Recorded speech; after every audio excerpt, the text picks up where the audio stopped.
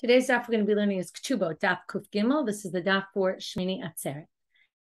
Okay, we're going to get started from line 3 of our daf. Lo yomru shnehem. We're in this case in the Mishna where a woman makes a husband commit to give her daughter food for 5 years. Then she gets divorced, marries someone else, and also makes him commit that. So now both are supporting this girl. And they can't say, oh, well, we'll do it together. But echad zanav, echad noten dmei mizonot. One is to give her food, and the other gives her money for food because she doesn't get food times 2. So now we get a story of something totally different. I'm going to try to learn the answer to this question, or what's supposed to be done from our Mishna. He rented someone a millstone to grind his wheat for him. So he said, I'll rent you the millstone as you agree to grind my wheat. And therefore, they had an agreement. He would get it, and in return, he would grind it. In the meantime, the guy got very rich, the one who owned the millstone. So he didn't need him anymore grinding his stuff because he was able to purchase a millstone that had a donkey that would do it on his own, and then he didn't need the person to be doing it for him. So until now you were grinding for me, but now I want you to pay me money. No, I'm going to grind for you. That was our deal. That's the deal. Rava thought to say, and I have a lot of this today, somebody thinking to say something and then finding out it's not true. Oh, isn't that the same as our Mishna?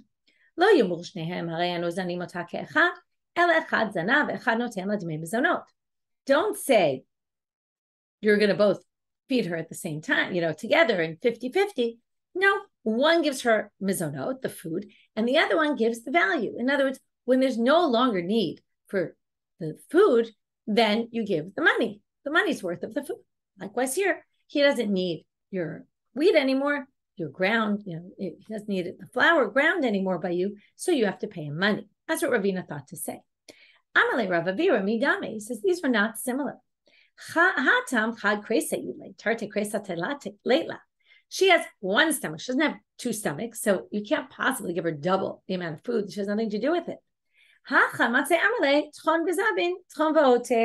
Here you could say to him, go grind and go sell it, and I'll continue to grind for you, and you'll take mine. In other words, I'll grind for you, I'll give you your flour. But you grind with your donkey, that's fine. You can go sell them.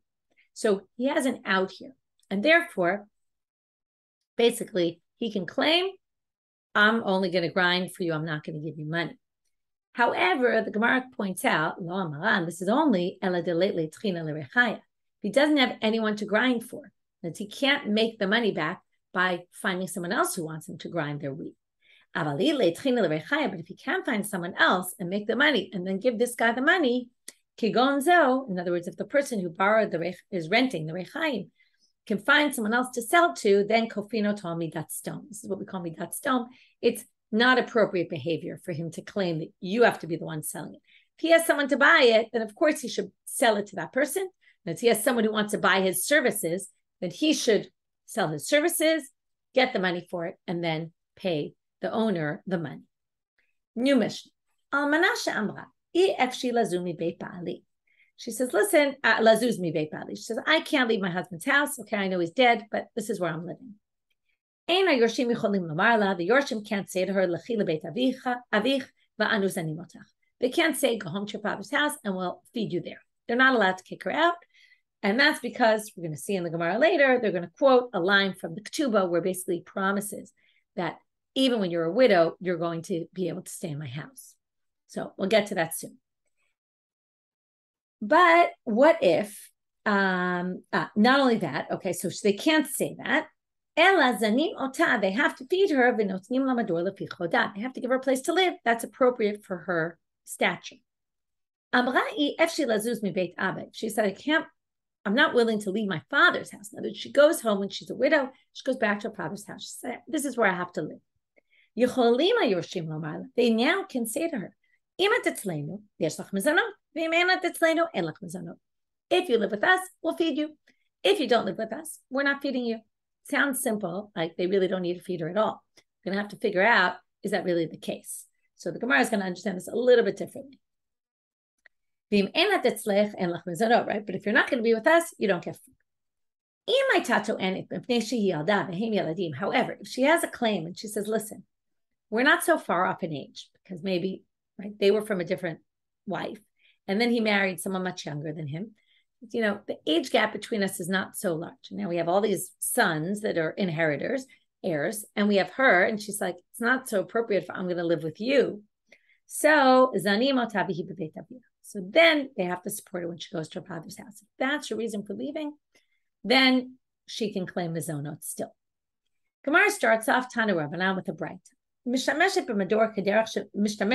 She can use the house. Her rights in the house to use anything in the house were the same as they were when her husband was alive. With the slaves and maidservants,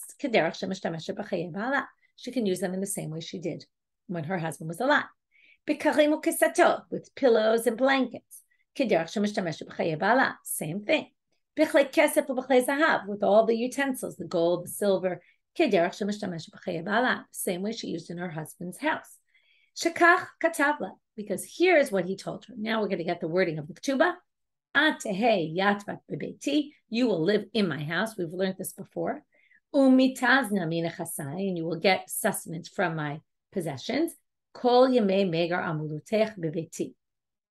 the days of your widowhood in my house. So here you have it. Number one, she has to still be in his house. And number two, but she gets to be in his house, right? You will sit in my house, right? All the days of your life, the same way, right? The BBT is saying, just like you were when we were married. Tani Rabbi Yosef, he has a different translation or drasha on the words BBT, which we actually saw before. Velo bibikti. Not if they're living in a hut. If they're living in a hut and there's really barely space for them, then they don't have to allow her to live with them. If they sell her living space, it's meaningless.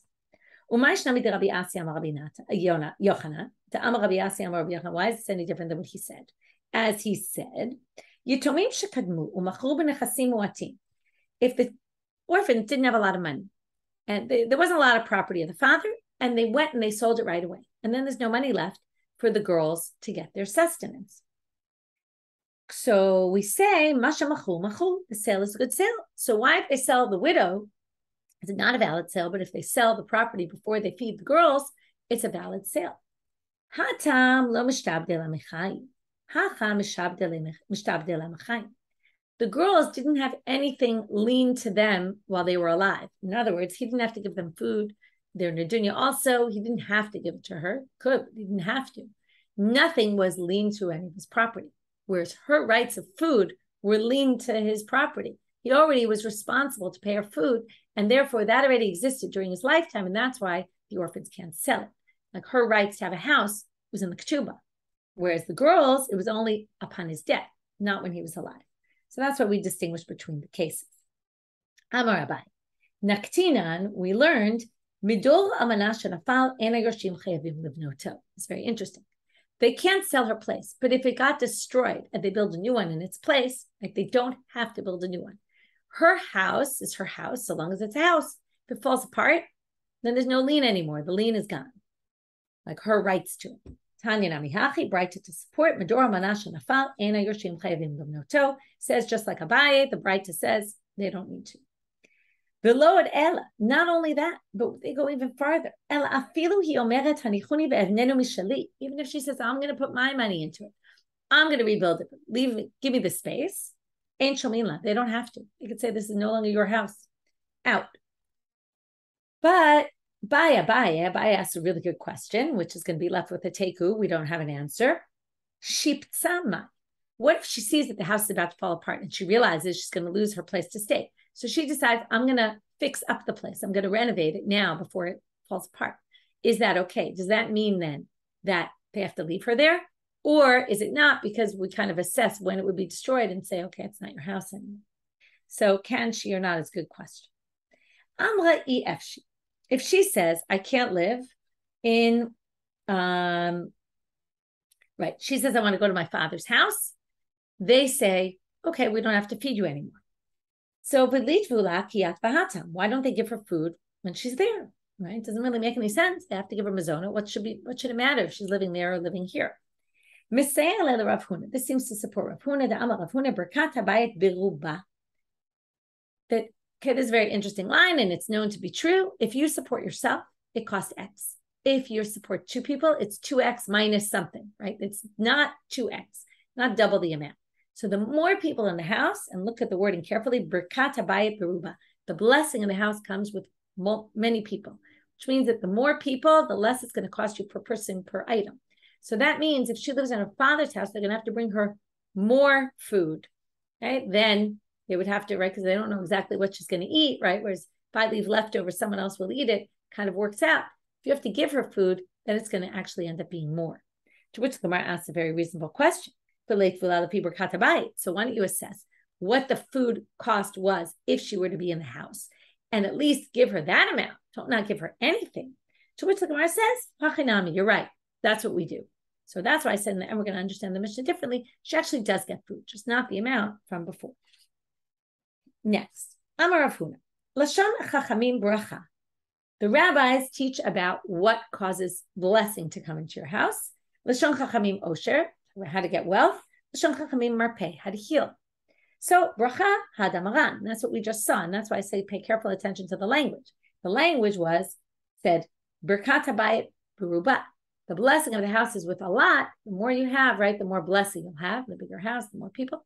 Anyway, what it's saying is it said it in the language of bracha rather than explaining like we said before. You could have explained, right, that if, the cost per capita is going to be less if that.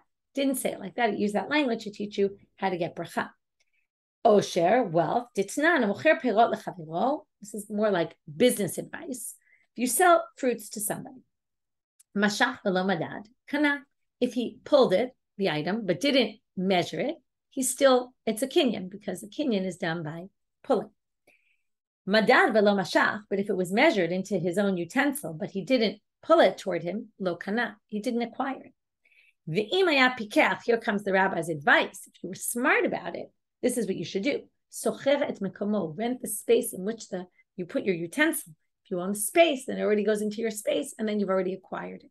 So that's advice about how to be smart about business. The point is that if you don't want, and it's the whole thing about what's important about koneh or not koneh, because the owner could just say, oh, I never sold this to you, and take it back.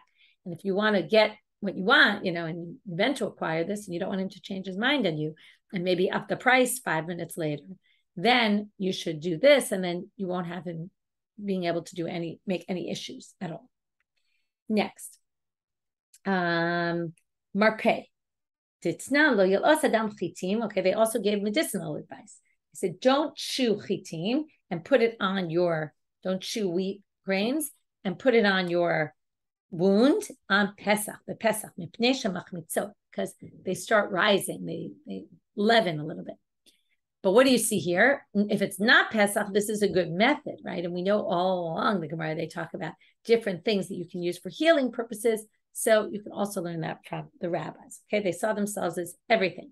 We're going to teach you business. We're going to teach you how to get blessing in your house. We're going to teach you also how to heal yourselves. Tanu Rabbanit. Okay, we're now going to start a whole long description of the death of Rabbi, and it's going to continue into tomorrow's daf. Tomorrow's the really famous part, or at least I'm famous, but very interesting part. Anyway, the whole thing is really interesting. When Rabbi, who's Rabbi Yehuda HaNasi, dies, he's the one who the Mishna was attributed to, who edited the Mishna. When he dies, all these things happen, and we're going to hear all about it. And why are we learning about this? Because you're going to see the first thing is going to start with how he told his sons to deal with his wife, okay, which is all what the Mishnah is talking about. But from there, we're going to get totally off on other things. When he was dying, he said, "Libanai ani tzarich, I need my sons. Nichnesu banav etzlo, amar lehem hizaru b'chvodimchem. Make sure to respect your mother. Nir yedaluk b'mkomi, make sure there's always a candle in my spot where I used to sit. Shulchan yeharoch b'mkomo, make sure my table is set. And mitate mutzah b'mkoman, that my bed is made where it's supposed to be." But we're going to have to understand why he did all these things. Yosef chofni, Shimon efrati, heim shimshuni b'chayai, heim shamshuni b'moti. They serve me in my lifetime. They will serve me when I die. Seems like he's saying, although we'll see, maybe not. Seems like he's saying they're the ones who are going to deal with my burial, right? He's setting up Okay, who do I want to bury me? Now we're going to go one by one. What did he mean? Deoraita is the Torah law. What? It says respect your father and mother. So he doesn't need to tell them that on his deathbed. No, it was his wife. It wasn't their mother. It was his wife, he was saying. Even though he called her imchem, your mother, he really meant your stepmother. To which the Gemara says, that's also a Torah law. Notice all the ets. Et avicha, zo eshet avicha. Et comes to include even your father's wife. Et imecha, zo baal imecha. That's your husband's, your wife's husband. Vav yetira, this all older siblings love. Ve'et comes to teach you the extra vav. L'rabot et achicha hagadol, your older brother as well. So now, why was he telling them? It already is included in the Torah commandment.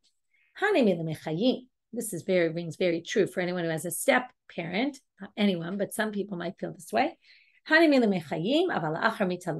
This is all, you need to respect your father's spouse or your mother's spouse when they're alive. Once they die, that's no longer, the commandment from the Torah is no longer in place. And came Rabbi and he said, I want you to respect her even once I die. My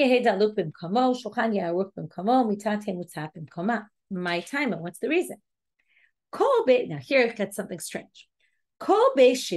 Every week, just as it was getting dark, twilight, on Friday evenings, Rebbe would come home even after he was dead. So now he would basically, every Friday night, interesting Friday night, we talked about that's the time of Ona with his wife. He said, make sure my candle's lit, my table's set, and my bed is made. I'm coming home every Friday night, even though I've died. Okay, it's a special zchut he had according to the story. Again, whether this is true or not, right? But this is how the story goes. And he would come home. Why did this stop? Well, there was one time, Ate Shivavata, a neighbor showed up. Kakarya Ababa, she knocked on the door. Amra Amte, the servant, maid servant of Rebbe, who we're going to meet really more next in the next stuff, said shtiku to Rebbe Yativ, be quiet, because Rebbe's here. Kevan de Shama, since Rebbe heard that she was talking about it, and other people were going to hear, shuv lo ata, he stopped coming. Shalolo tzilaz al tzadikim harishonim. He said, if word gets around that I come home every Friday night, then people are going to say, well, why Rebbe? Why not other tzadikim? And it's going to make other people look bad. So he stopped. Yosef Chofni v'Shimon Efrati hem shem shuni b'chayai hem shem shuni b'moti. Savar mina, remember I told you that we're going to have this a lot today. They thought what he meant was, Bahadin Alma would come. He meant in this world, they're going to bury me. But then they found out that they died before him. Sounds like maybe they died right then, or maybe they just didn't know that they were no longer alive. Amre, they realized, Shma mina, lahu alma hu dekama. He meant in the next world they're going to serve him. The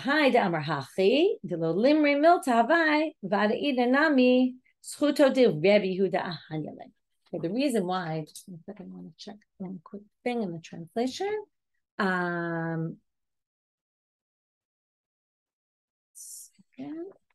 He said, make sure I get it right. So now they say they didn't want people to say that something that basically what was preventing them from dying, right? That there was something going on with them. There was something not right about them. It was Rebbe's zchut that was keeping them alive. So therefore he said to them, no, that he knew apparently that they were going to die right when he died. So therefore he didn't want people to think that they died because the zchuyot of Rebbe was keeping them alive and really they weren't worthy. So we wanted them to know they died because they're the ones who were taking care of me up in the heavens. Okay, back to the story. Amar Lahu. So now he says, okay, spoke to his sons. Now he says, L'chochmei Yisrael. Now I need the rabbis.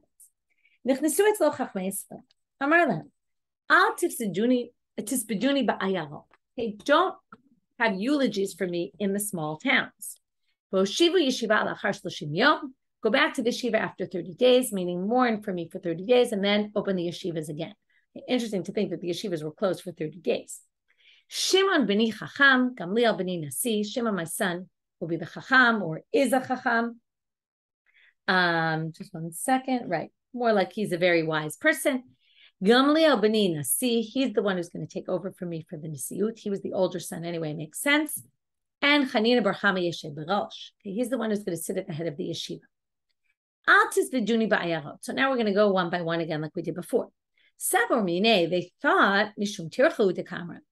He didn't want to bother people, right? He said, if basically people would, if they started, having eulogies in all different small places, people would have to go traveling to them, etc., or inconvenience people. Maybe they need to go to work, the people in the small towns. Anyway, that's what they thought. But then once they saw that they eulogized him in the city, and everybody came to the city. And it was this huge, we would call it, Kiddush Hashem, right? It's this huge respect for Talmid Chacham. A lot of people showed up. Then they realized he was doing it for the respect for him, but not really for him per se. It was for the respect of Torah, really, because he represents Torah. Hoshivu yeshiva lachar 30 yom. Tilo adifna mi Moshe Rabbeinu. I'm no greater than Moshe Rabbeinu. Tichtiv vayivku b'nei Yisrael et Moshe barvot Moav 30 yom. That's right. They cried for Moshe for 30 days. So now, what actually happened in the end? We're going to see. Taltin yom and saftim b'yamam v'leil. So for 30 days, they basically eulogized him day and night. No yeshiva at all. And then, mikam ve'elach, after that, saftu b'yamama v'garse b'leil. Saftu b'leil v'garse b'yamama. They would either eulogize him during the day and learn at night, or learn during the day and eulogize him at night. Ad desafte tresi archeshata. For 12 months, this is what they did.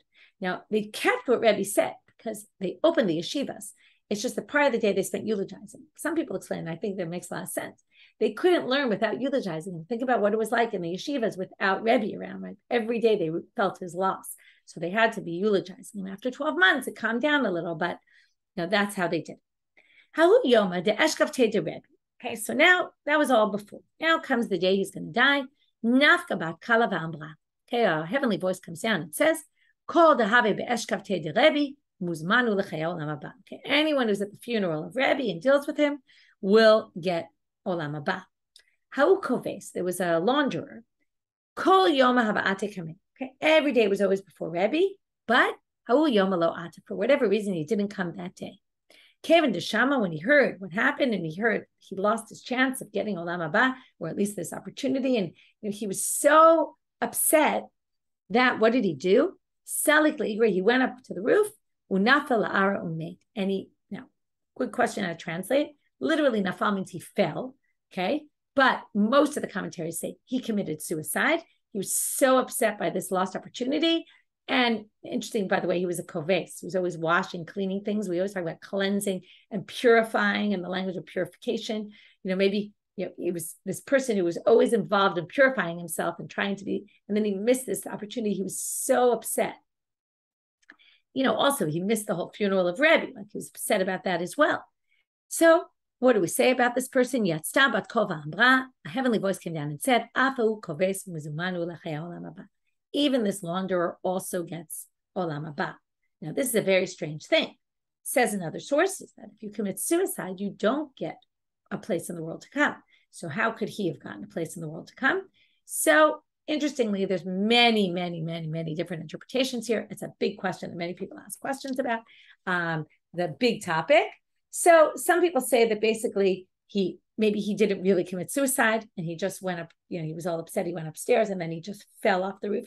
Often when you're worked up about something, accidents happen, you're more prone to it.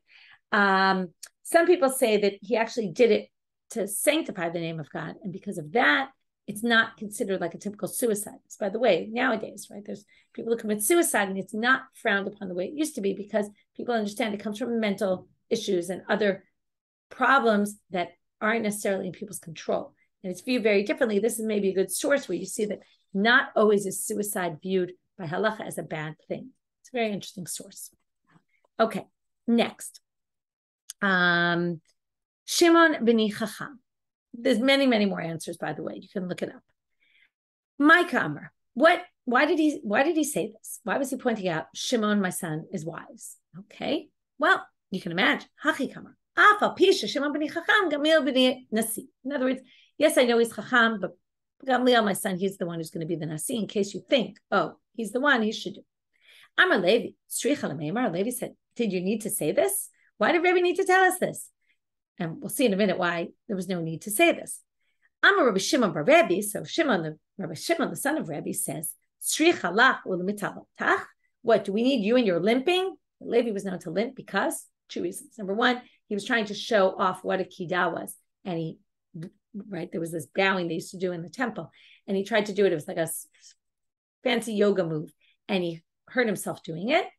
But it also says in Ta'anit that there was a time when there wasn't rain, and he was what we call matiach kvarim klepei mala. He spoke very brazenly to God. So here also, he's speaking very brazenly. Like, what did Rebbe need to say that for?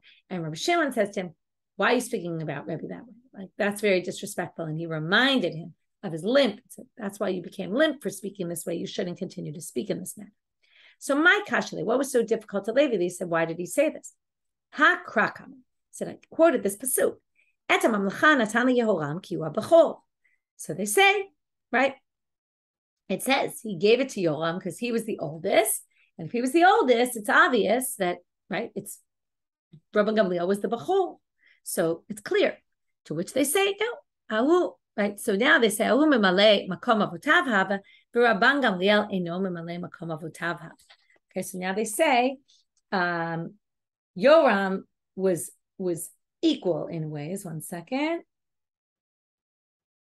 Right. So because the reason why he did it anyway, he told him anyway, was because Yoram filled the shoes of his fathers. But Rabban Gamliel did not fill the shoes of his fathers, and yet he was saying that he was going to get it anyway. So then if he wasn't going to fill his father's shoes, then why did he put him in his place? Put him as the Nasi. He might not have filled his father's shoes in terms of wisdom, but he did in terms of fear of sin. That was more important. Chanina bar Chama yeshev berosh. Lo kibel Rabbi Chanina. Okay, so he said Rabbi Chanina bar Chama is going to sit at the head of the yeshiva. So they wanted to give him the position, but he wouldn't do it. Why? Rabbi Afas gadol mimenu shtei shanim v'mechzim. He was older than him by 2.5 years. It's not appropriate that I take it instead of him.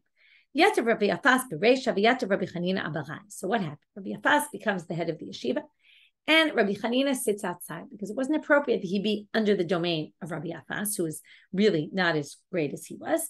But he basically sat outside the yeshiva. Ata Levi v'yativ kabeh. So the same Levi sits with him and becomes his chavruta. Nach nafshei de Rabbi Afas v'yatav Rabbi Chanina bereisha. So Rabbi Afas dies. Rabbi Chanina now gets his position.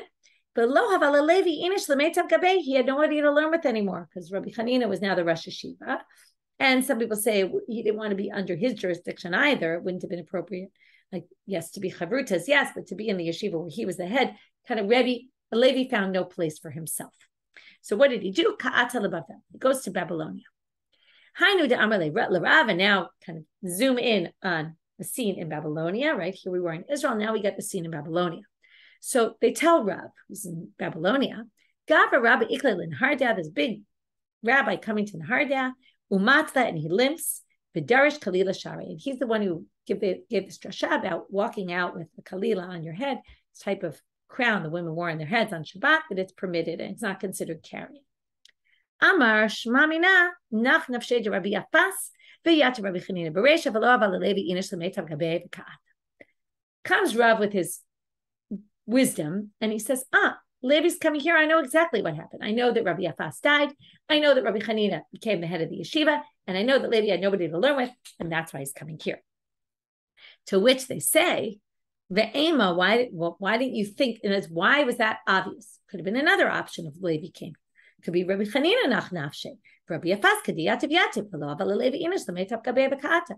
Could be Rabbi Chanina died, and then Levi couldn't go into the yeshiva because Rabbi Afas was there, and he had no one to learn with because Rabbi Chanina died, and that's why Levi came. So why did he know that it was Rabbi Afas who died and not Rabbi Chanina who died? To which the Gemara gives two answers. He actually could have gone into the Beit Midrash. He wasn't. Okay, he was subordinate to Rabbi Afas. Since Rabbi said that Rabbi Chanina bar Chama is going to be the head, there's no way he didn't become the head. And that he knew that Rebbe was going to come true, what he said. How do we know that? It says about words of tzaddikim in Sefer Eov. It says, they say, and it happens. Have a Rabbi Chiya. Wait, what about Rabbi Chiya though? Why didn't he become the head? Nach nafshe, he died before Rebbe. To which the Gemara says, are you sure? Rabbi Chiya is quoted as saying, I saw the grave of Rebbe and I cried. Ipuch, no, you got the story wrong. It was Rebbe who said it about Rabbi Chiya. Rabbi Chiya, if you remember, was attributed the Tosefta, and Rabbi Yehuda HaNasi is attributed the Mishna to him. So you could see that they were on the same greatness and scale, and theoretically he should have taken over. So now they say, really, what about this? Rabbi Chiya was quoted as saying, on the day that Rebbe died, there was no more kedusha. Okay, wherever you translate that, holiness. Ipuch, just say it was the opposite. It was what Rebbe said about Rabbi Chiya. What about this story? When Rebbe was sick, so I'm crying. Amarlo, Rebbe, so why are you crying? So he said, and now, he said, it's bad if you're crying.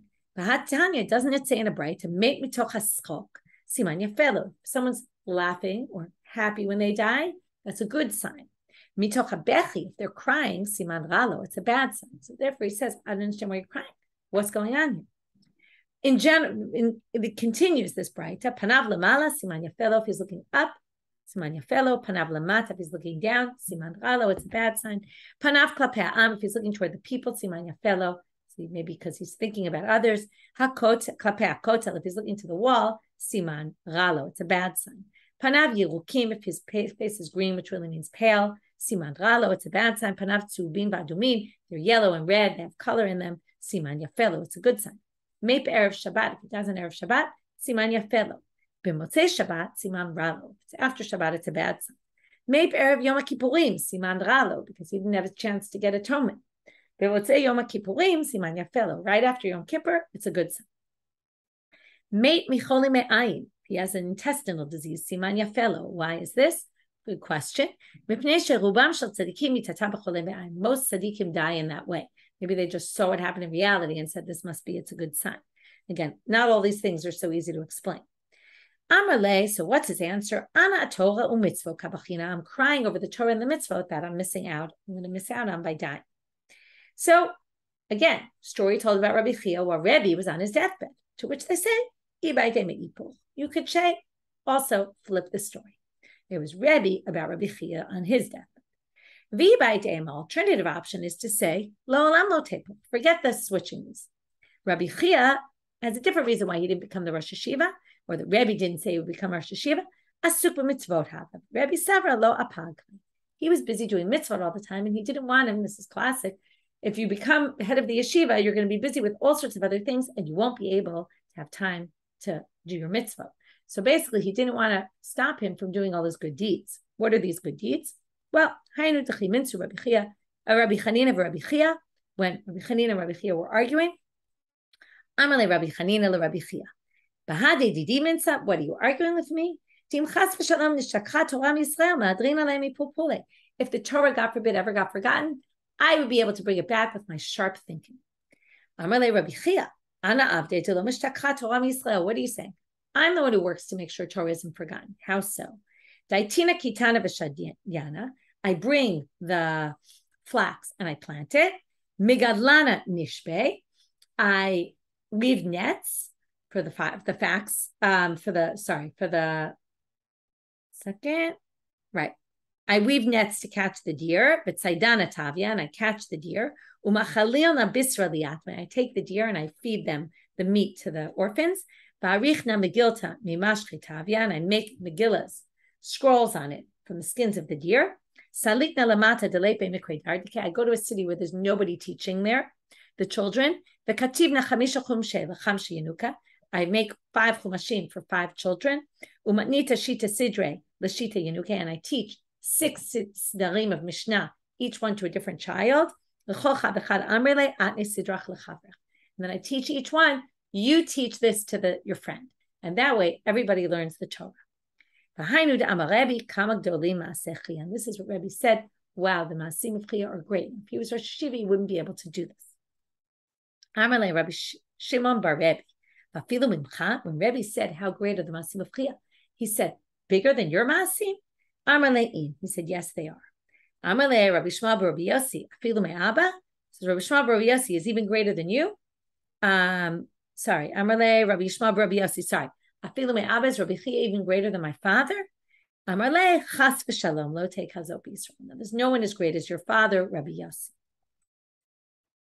Amar lahen libni katan lani tzarich. Okay, so now he's about to die, even though he called in his children earlier. Now he says, "I need my younger son." Nichnas Rabbi Shimon etzlo masar lo sidrei chochma. He teaches him sidrei chochma. Now it's not clear what this is. Some people say because the Gemara doesn't tell us what they are. You'll see when he teaches Rabbi Gamliel, he's going to say what they are. Here it doesn't say, maybe because of that they think it's Maasem or Kavan, all those sodot. He teaches them the secrets of the world, of Judaism, or maybe he taught him how to be a proper judge, like how to judge the people wisely. Like Shlomo HaMelech has always attributed Chochmah, and he was the judge, right? The famous stories of him. So that's what he was teaching Shimon, his son. So now he wants his older son, Rabban Gamliel etzlo, u'marsar lo sidrei nesiyut. What are the sidrei nesiyut? Now we're going to have an explanation. Amalo b'ni nahog nesiyutcha beramim. Sit among the great people. Zerok mara b'talmidim, but have the fear upon you on the students. Ini, is that really true? V'aktiv. Different ways to read this, but I'll read it in one interpretation. Et yirei Hashem yichabed. The God-fearing people he should respect. Va'amal mal, they said, who is this said about? Zeh Yehoshaphat melech Yehuda. Yehoshaphat, the king of Judea. Shaya ro'et hamichacham hayalmi mikiso umechabko umenashko v'korei lo Rebbe Mari.